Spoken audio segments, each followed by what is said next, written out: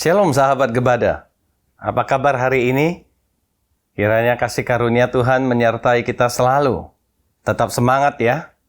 Senang sekali dapat bertemu dengan saudara-saudari semua dalam gerakan baca dengar Alkitab atau Gebada. Pada hari ini kita akan menelusuri kisah dalam 2 Raja-Raja pasal 19 sampai 21. Tidaklah mengherankan jika setelah Asyur berhasil menaklukkan Israel Utara, mereka mengarahkan pandangan mereka ke Yehuda untuk diserang. Ketika tentara Asyur mengancam kota dan mengelilinginya, Hizkia merasakan urgensi berdoa. Ia merobek pakaiannya, mengenakan kain kabung, dan bersembunyi di bait Allah untuk berdoa. Dengan pandangan matanya tertuju ke langit. Ia mengaku seperti yang tercatat dalam Mazmur 121. Pertolonganku datang dari Tuhan yang menciptakan langit dan bumi. Doa Hizkia didengar oleh Tuhan dan pada keesokan harinya 185.000 tentara Asyur tewas. Ini menunjukkan bahwa ketika kita merasa lemah, berpegang teguh pada tangan Tuhan melalui doa, membuat kita menjadi umat yang kuat. Namun, Hizkia setelah lolos dari ancaman Asyur, dihadapkan pada masalah lain, penyakit yang mengancam nyawanya. Ia berlutut lagi di hadapan Tuhan, dan Tuhan memberinya perpanjangan hidup selama 15 tahun. Namun, Hizkia membuat kesalahan ketika ia memperlihatkan segala harta dan senjata Yehuda kepada utusan Babel yang datang memberi selamat atas kesembuhannya. Tindakan ini menunjukkan keangkuhan yang sudah merasuk dalam hatinya. Tuhan memperingatkannya bahwa segala yang ada di istana akan dipindahkan ke Babel. Pada akhirnya, Yehuda yang telah lolos dari ancaman Asyur jatuh ke tangan Babel. Hizkia meninggal dan Manasye putranya menjadi raja. Manasye meskipun lahir setelah Hizkia mendapat perpanjangan hidup, ternyata menjadi salah satu raja yang paling jahat dalam sejarah Yehuda. Ia membangun kembali bukit pengorbanan, membuat mezbah bagi Baal, patung Asyera, dan menyembah segala tentara langit. Perilaku Manasye yang jahat dan keenganannya untuk belajar dari pengalaman ayahnya menunjukkan betapa terjerumusnya Yehuda dalam dosa. Ini menghentikan kesabaran dan kemurahan Tuhan, dan bahkan memimpin Israel lebih jauh ke jalan kejahatan. Mari bersama-sama kita membaca 2 Raja-Raja pasal 19 sampai 21 dan merenungkan tindakan Hizkia dan Manasye yang sangat berbeda.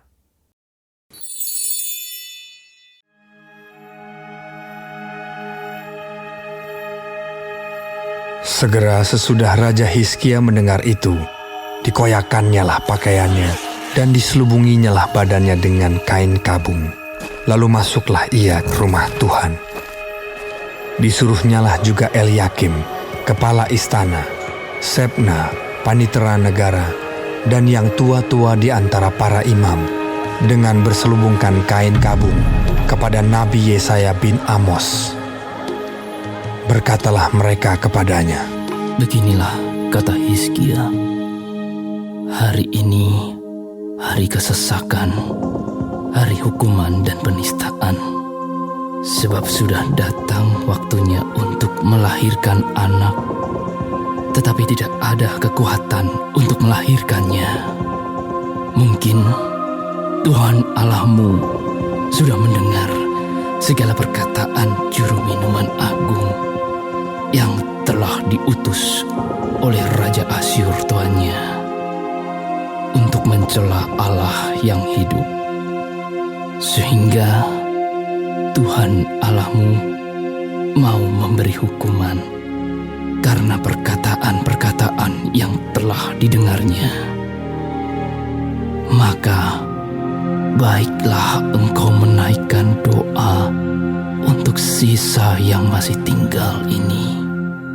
Ketika pegawai-pegawai Raja Hizkia sampai kepada Yesaya, berkatalah Yesaya kepada mereka, "Beginilah kamu katakan kepada tuanmu. Beginilah firman Tuhan. Janganlah engkau takut terhadap perkataan yang kau dengar, yang telah diucapkan oleh budak-budak Raja Asyur untuk menghujat aku. Sesungguhnya aku akan menyuruh suatu roh masuk di dalamnya, sehingga ia mendengar suatu kabar dan pulang ke negerinya. Aku akan membuat dia mati rebah oleh pedang di negerinya sendiri." Ketika juru minuman agung pulang, didapatinyalah Raja Asyur berperang melawan Libna, sebab sudah didengarnya bahwa raja telah berangkat dari Lakis. Dalam pada itu, raja mendengar tentang Tirhaka, raja Etiopia, berita yang demikian. Sesungguhnya ia telah keluar berperang melawan engkau. Maka disuruhnyalah kembali utusan-utusan kepada Hizkia dengan pesan, "Beginilah harus kamu katakan kepada Hizkia, Raja Yehuda. Janganlah Allahmu yang kau percaya itu memperdayakan engkau dengan menjanjikan Yerusalem tidak akan diserahkan ke tangan Raja Asyur. Sesungguhnya engkau ini telah mendengar tentang yang dilakukan Raja-Raja Asyur kepada segala negeri, yakni bahwa mereka telah menumpasnya. Masakan engkau ini akan dilepaskan? Sudahkah para Allah dari bangsa-bangsa yang telah dimusnahkan oleh nenek moyangku dapat melepaskan mereka, yakni Gozan, Haran, Rezef, dan Bani Eden yang ditelasar? Di manakah raja negeri Hamat dan Arpad, raja kota Sefarwaim, raja negeri Hena dan Iwa?" Hizkia menerima surat itu dari tangan para utusan, lalu membacanya. Kemudian pergilah ia ke rumah Tuhan dan membentangkan surat itu di hadapan Tuhan. Hizkia berdoa di hadapan Tuhan dengan berkata, "Ya Tuhan Allah Israel, yang bertata di atas kerumun, hanya Engkau sendirilah Allah segala kerajaan di bumi. Engkaulah yang menjadikan langit dan bumi. Senengkanlah telingamu ya Tuhan, dan dengarlah. Bukalah matamu ya Tuhan, dan lihatlah. Dengarlah perkataan Sanherib yang telah dikirimnya untuk mengaibkan Allah yang hidup. Ya Tuhan, memang raja-raja Asyur telah memusnahkan bangsa-bangsa dan negeri-negeri mereka, dan menaruh para allah mereka ke dalam api, sebab mereka bukanlah Allah, hanya buatan tangan manusia, kayu dan batu, sebab itu dapat dibinasakan orang. Maka sekarang, ya Tuhan, Allah kami, selamatkanlah kiranya kami dari tangannya, supaya segala kerajaan di bumi mengetahui bahwa hanya Engkau sendirilah Allah, ya Tuhan." Lalu Yesaya bin Amos menyuruh orang kepada Hizkia mengatakan, "Beginilah firman Tuhan, Allah Israel. Apa yang telah kau doakan kepadaku mengenai Sanherib, Raja Asyur, telah kudengar. Inilah firman yang telah diucapkan Tuhan mengenai dia. Anak Dara, yaitu putri Sion, telah menghina engkau, telah mengolok-olokkan engkau. Dan putri Yerusalem telah geleng-geleng kepala di belakangmu. Siapakah yang engkau cela dan engkau hujat?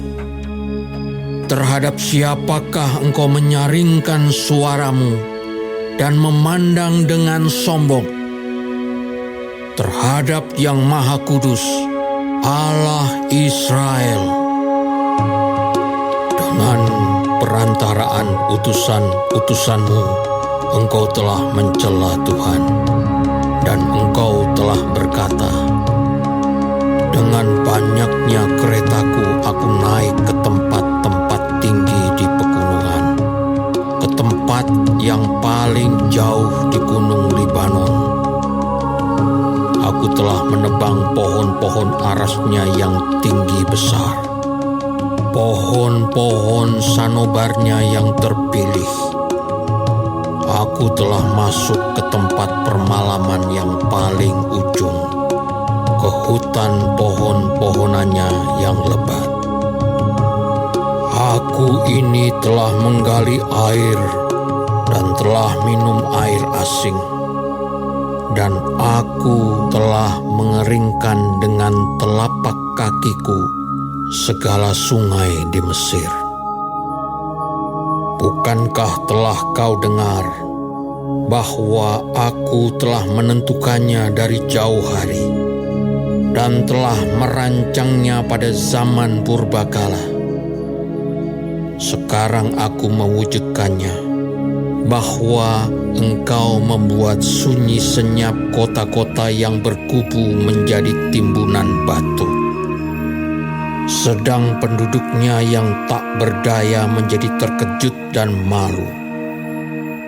Mereka menjadi seperti tumbuh-tumbuhan di padang dan seperti rumput hijau, seperti rumput di atas sotoh atau gandum yang layu sebelum ia masak.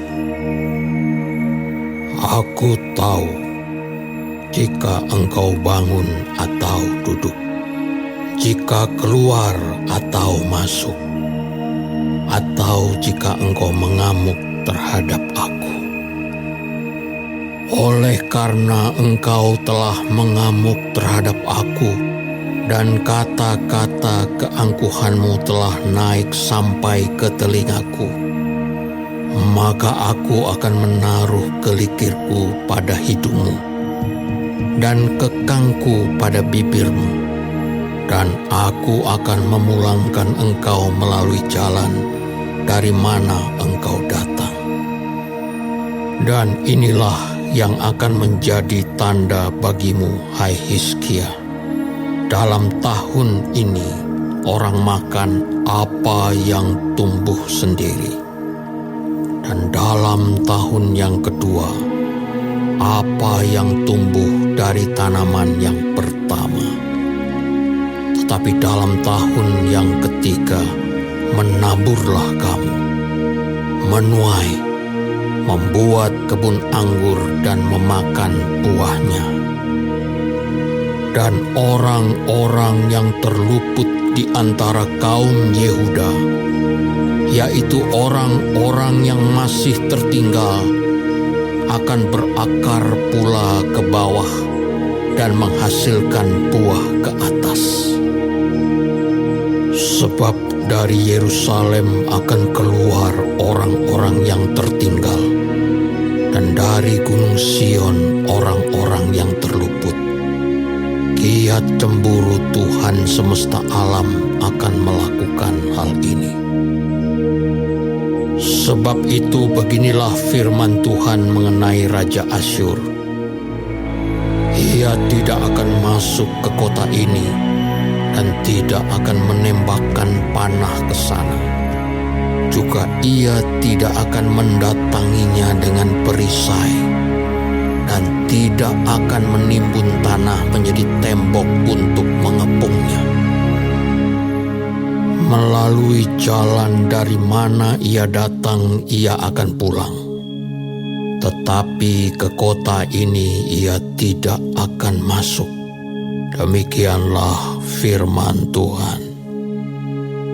Dan aku akan memagari kota ini untuk menyelamatkannya.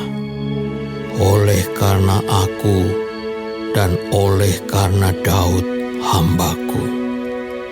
Maka pada malam itu, keluarlah malaikat Tuhan, lalu dibunuhnyalah 185.000 orang di dalam perkemahan Asyur. Keesokan harinya pagi-pagi, tampaklah semuanya bangkai orang-orang mati belaka. Sebab itu berangkatlah Sanherib, Raja Asyur, dan pulang, lalu tinggallah ia di Niniwe. Pada suatu kali ketika ia sujud menyembah di dalam kuil Nisroh, Allahnya, maka Adramelech dan Sarezer anak-anaknya membunuh dia dengan pedang. Dan mereka meloloskan diri ke tanah Ararat. Kemudian Esarhadon anaknya menjadi raja menggantikan dia.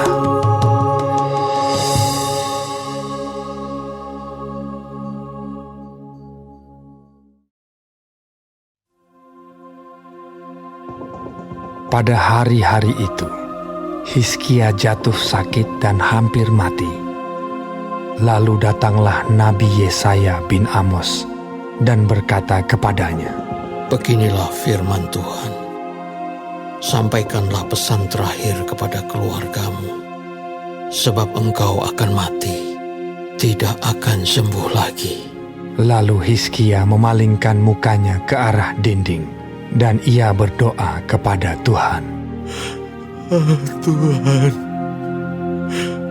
ingatlah kiranya bahwa aku telah hidup di hadapan-Mu dengan setia dan dengan tulus hati, dan bahwa aku telah melakukan apa yang baik di mata-Mu. Kemudian menangislah Hizkia dengan sangat. Tetapi Yesaya belum lagi keluar dari pelataran tengah. Tiba-tiba datanglah firman Tuhan kepadanya. Baliklah dan katakanlah kepada Hizkia, raja umatku. Beginilah firman Tuhan, Allah Daud, bapa leluhurmu. Telah kudengar doamu dan telah kulihat air matamu. Sesungguhnya aku akan menyembuhkan engkau.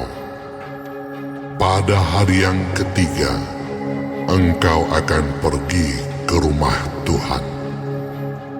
Aku akan memperpanjang hidupmu 15 tahun lagi, dan aku akan melepaskan engkau dan kota ini dari tangan Raja Asyur. Aku akan memagari kota ini oleh karena aku dan oleh karena Daud hambaku. Kemudian berkatalah Yesaya, Ambillah sebuah kue ara. lalu orang mengambilnya dan ditaruh pada barah itu, maka sembuhlah ia. Sebelum itu, Hizkia telah berkata kepada Yesaya, Apakah yang akan menjadi tanda bahwa Tuhan akan menyembuhkan aku, dan bahwa aku akan pergi ke rumah Tuhan pada hari yang ketiga? Yesaya menjawab, Inilah yang akan menjadi tanda bagimu dari Tuhan, bahwa Tuhan akan melakukan apa yang telah dijanjikannya. Akan majukah bayang-bayang itu 10 tapak, atau akan mundur 10 tapak?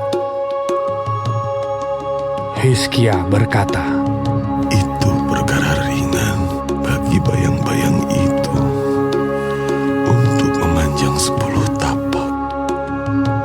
Sebaliknya, biarlah bayang-bayang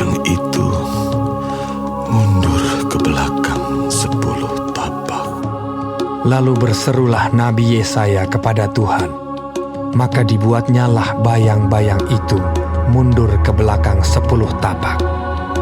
Yang sudah dijalani bayang-bayang itu pada penunjuk matahari buatan Ahaz.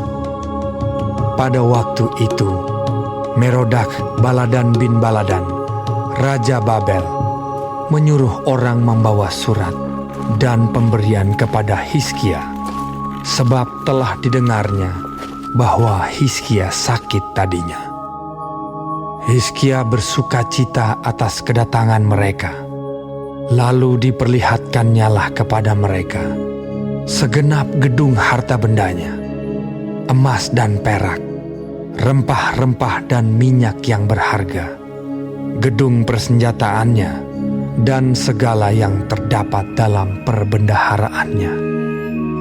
Tidak ada barang yang tidak diperlihatkan Hizkia kepada mereka di istananya dan di seluruh daerah kekuasaannya. Kemudian datanglah Nabi Yesaya kepada Raja Hizkia dan bertanya kepadanya, Apakah yang telah dikatakan orang-orang ini? Dan dari manakah mereka datang? Jawab Hizkia, Mereka datang dari negeri yang jauh, dari Babel. Lalu tanyanya lagi, Apakah yang telah dilihat mereka di istanamu? jawab Hizkia, Semua yang ada di istanaku telah mereka lihat. Tidak ada barang yang tidak kuperlihatkan kepada mereka di perbendaharaanku. Lalu Yesaya berkata kepada Hizkia, Dengarkanlah firman Tuhan. Sesungguhnya suatu masa akan datang bahwa segala yang ada dalam istanamu dan yang disimpan oleh nenek moyangmu sampai hari ini akan diangkut ke Babel. Tidak ada barang yang akan ditinggalkan. Demikianlah firman Tuhan. Dan dari keturunanmu yang akan kau peroleh akan diambil orang untuk menjadi sida-sida di istana Raja Babel. Hizkia menjawab kepada Yesaya, Sungguh baik firman Tuhan yang kau ucapkan itu. tetapi pikirnya, Asal ada damai dan keamanan seumur hidupku. selebihnya dari riwayat Hizkia, segala kepahlawanannya, dan bagaimana ia membuat kolam dan saluran air dan mengalirkan air ke dalam kota. Bukankah semuanya itu tertulis dalam kitab sejarah Raja-Raja Yehuda? Kemudian Hizkia mendapat perhentian bersama-sama dengan nenek moyangnya. Maka Manasye, anaknya, menjadi raja menggantikan dia.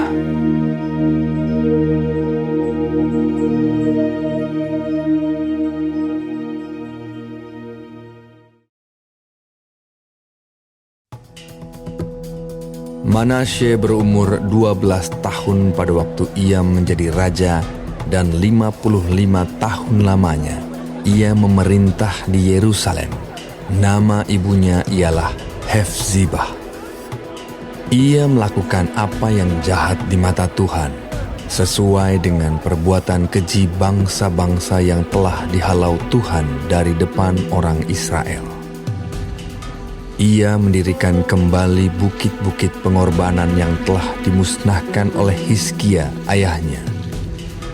Ia membangun mesbah-mesbah untuk Baal, membuat patung Asyera seperti yang dilakukan Ahab, Raja Israel, dan sujud menyembah kepada segenap tentara langit dan beribadah kepadanya.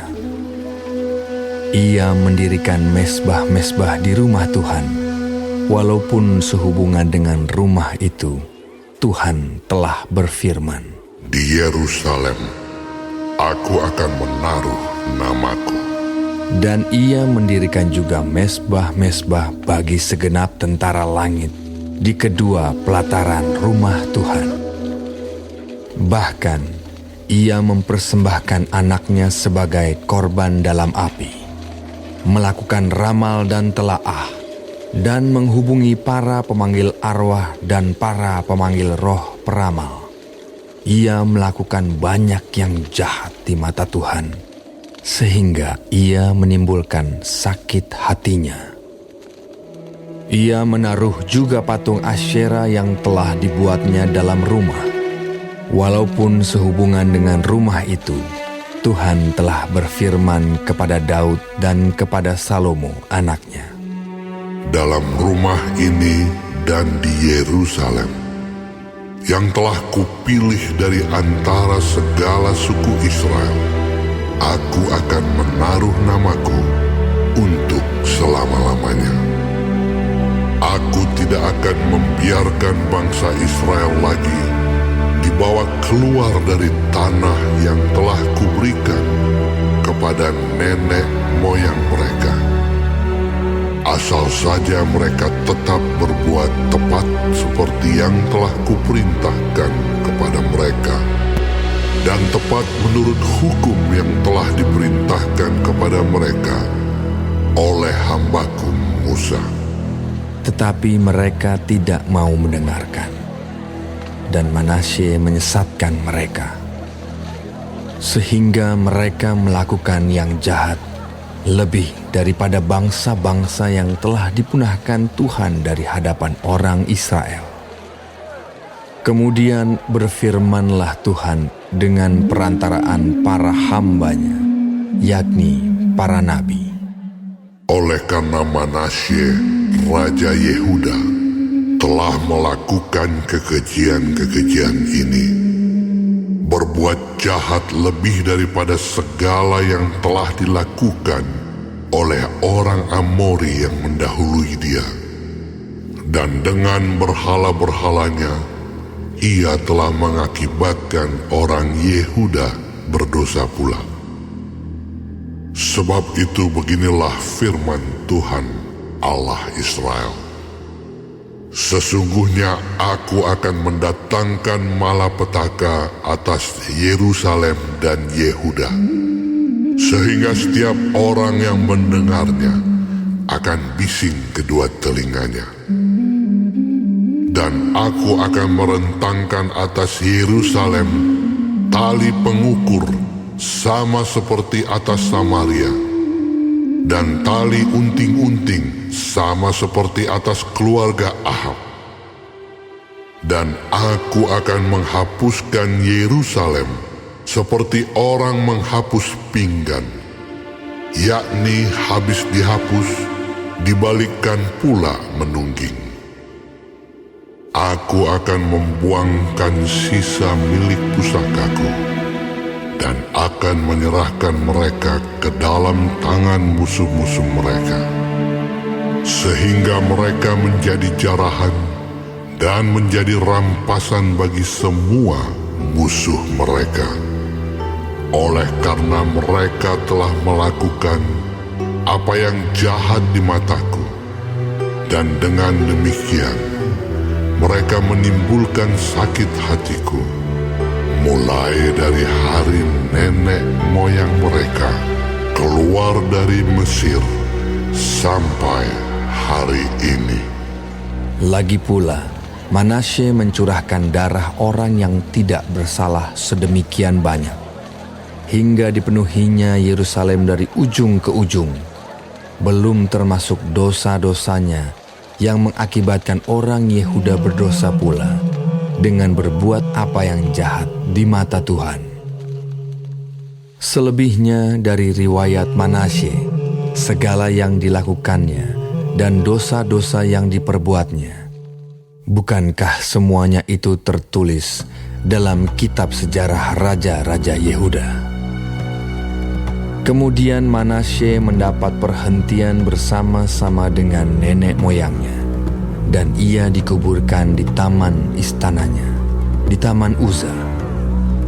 Maka Amon, anaknya, menjadi raja menggantikan dia. Amon berumur 22 tahun pada waktu ia menjadi raja, dan 2 tahun lamanya ia memerintah di Yerusalem. Nama ibunya ialah Mesulemet binti Harus dari Yotba. Ia melakukan apa yang jahat di mata Tuhan, seperti yang telah dilakukan Manasye, ayahnya. Ia hidup sama seperti ayahnya dahulu, sambil beribadah kepada berhala-berhala yang disembah oleh ayahnya dan sujud menyembah kepada mereka. Ia meninggalkan Tuhan, Allah nenek moyangnya, dan tidak hidup menurut kehendak Tuhan. Dan pegawai-pegawai Amon mengadakan persepakatan melawan dia dan membunuh raja di istananya. Tetapi rakyat negeri itu membunuh semua orang yang mengadakan persepakatan melawan Raja Amon. Dan rakyat negeri itu mengangkat Yosia, anaknya, menjadi raja menggantikan dia. Selebihnya dari riwayat Amon, apa yang dilakukannya, bukankah semuanya itu tertulis dalam kitab sejarah raja-raja Yehuda? Kemudian ia dikuburkan dalam kuburnya di Taman Uza. Maka Yosia anaknya menjadi raja menggantikan